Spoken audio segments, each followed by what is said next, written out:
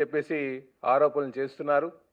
అలాగే election commission Telugu Desam పార్టీకి అనుకూలంగా వ్యవహరించిందని చెప్పేసి ఆరోపణలు చేస్తున్నారు. ఇందులో ఎటువంటి వాస్తవం లేదు. ఎందుకంటే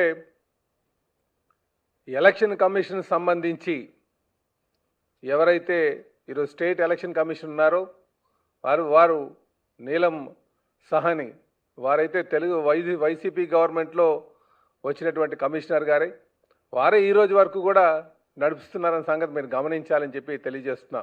కనుక తెలుగుదేశం పార్టీ కమిషనర్ని తీసుకొచ్చి పెట్టినటువంటి పరిస్థితి అక్కడ లేదు అన్నది చెప్పడం మా ఉద్దేశం అని చెప్పి తెలియజేస్తున్నాం. అలాగే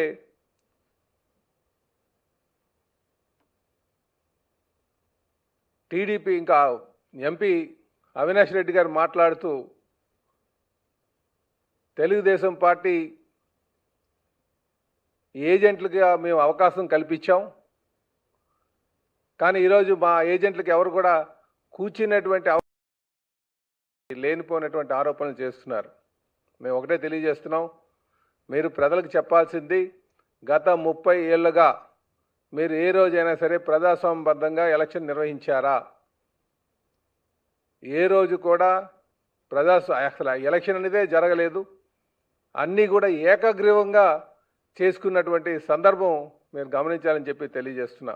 కానీ ఈరోజు ఏకగ్రీవంగా అలాంటి పరిస్థితి లేకుండా ప్రజాస్వామ్యం మళ్ళీ ప్రాణం పోసుకునే విధంగా తెలుగుదేశం పార్టీ అక్కడ మరి ఎలక్షన్ నిర్వహించడం జరిగిందని చెప్పేసి ఈ సందర్భంగా తెలియజేస్తున్నాం.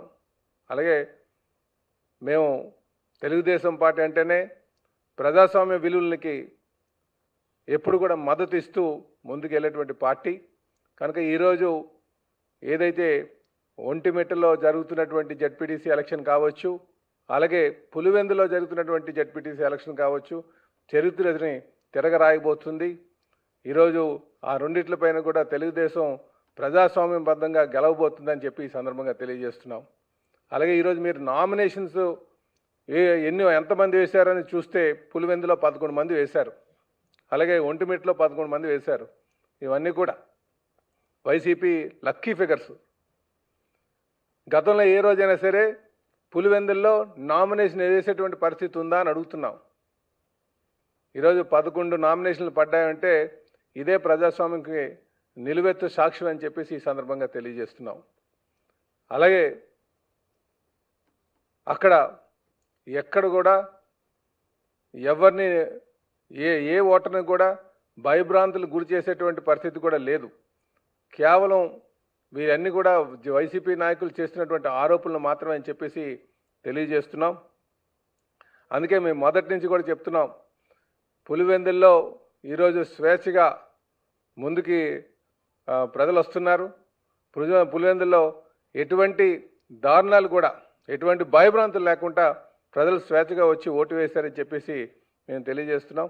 కనుక రేపు జెడ్పీటీసీ ఎలక్షన్స్ రిజల్ట్ వచ్చే నాటికి మీరు అద్భుతమైనటువంటి రిజల్ట్స్ చూడబోతున్నారు. తెలుగుదేశం విజయకేతనం ఎగరబోయబోతుందని చెప్పేసి ఈ సందర్భంగా తెలియజేస్తున్నాం. అయితే ముఖ్యంగా ఈ మీడియా ద్వారా ప్రజలకు తెలియజేసేది, అక్కడ ఎలక్షన్ కమిషన్ మీద చేసినటువంటి ఆరోపణలు కావచ్చు, లేకపోతే ఓట్లు రిగ్గింగ్ అని చెప్పినటువంటి ఆరోపణలు కావచ్చు, ఇందులో ఎటువంటి వాస్తవాలు లేవు. కేవలం ఓటమి పాలైపోతున్నారనే భయంతోనే ఇలాంటి ఆరోపణలు చెప్తున్నారని చెప్పి ఈ సందర్భంగా తెలియజేస్తున్నాం.